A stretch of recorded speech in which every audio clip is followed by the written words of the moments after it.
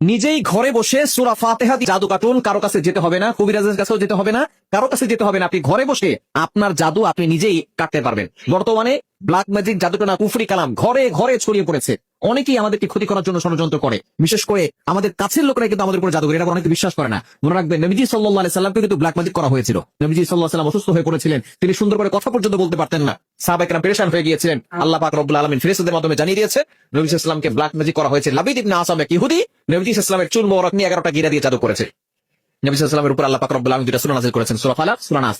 এই দুইটা সূরা পড়ে তিনি আমল করেছেন, তিনি সাথে সাথে সুস্থ হয়ে গেছেন। সুতরাং এই কোরআনের ভিতরে শিফা আছে। এই কোরআন দিয়ে ঘরে বসেই আপনি আপনার জাদু কাটতে পারবেন। জাদুর লক্ষণগুলো কি? আপনি অসুস্থ হচ্ছেন, কোনো রোগ ধরা পড়ছে না, বারবার সংসারের ভিতরে অশান্তি, সন্তান কথা শোনে না, মেয়ের বিয়ে হচ্ছে না, এরপরে আপনার কোনো ব্যবসা উন্নতি হচ্ছে না, ঘরের ভিতরে শুধু ঝগড়াঝাটি লেগেই থাকে, একের পর এক অসুস্থতা বেড়েই যাচ্ছে, এগুলো হচ্ছে জাদুটোনার লক্ষণ। এরকম যদি আপনি দেখেন, নিজেই ঘরে বসে জাদু কাটতে পারবেন। প্রথমে আপনি সুন্দর করে ওযু করবেন, উজু করে একটা কাঠের চেয়ারে বসবেন। কাঠের চেয়ার হলে ভালো হয়, যদি কাঠের চেয়ার না থাকে অন্য যে কোনো চেয়ার আপনি বসতে পারবেন। বসে আপনি প্রথমে একবার সূরা ফাতিহা পড়বেন, এরপর একবার আয়াতুল কুরসি পড়বেন, তারপরে সূরা ইখলাস একবার পড়বেন, সূরা ফালাক একবার পড়বেন, সূরা নাস একবার পড়বেন, করে বুকে ফু দিবেন। এরপরে আপনি ডান হাতে একটা ছুরি নিবেন, ডান হাতে ছুরি নিয়ে আপনি এটা মাথার উপরে রাখবেন, এভাবে রেখে শুধু আউযুবিল্লাহি বিসমিল্লাহ সহকারে শুধু সূরা ফাতিহা পড়বেন, করে আপনি ছুরিতে ফু দিবেন।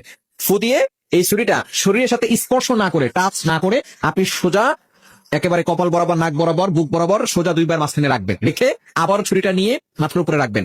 আবারও শুধু সূরা ফাতিহা পড়ে ছুরিতে ফু দিয়ে শরীরের সাথে স্পর্শ না করে, টাচ না করে, আপনি সোজা একেবারে বুক বরাবর দুই পায়ের মাঝখানে রাখবেন। এভাবে যদি আপনি 7 বার করতে পারেন, আপনার জাদুটোনা, ব্ল্যাক ম্যাজিক, কুফরি কালাম সব কেটে যাবে। এরপরে যাতে করে নতুন করে কেউ জাদু করতে না পারে, 5 ওয়াক্ত নামাজের পরে আয়াতুল কুরসি আর 4 পড়ে শরীর বন্ধ রাখবেন। দুনিয়ার কোনো শক্তি আপনাকে ক্ষতি করতে পারবে না ইনশাআল্লাহ। নিজেই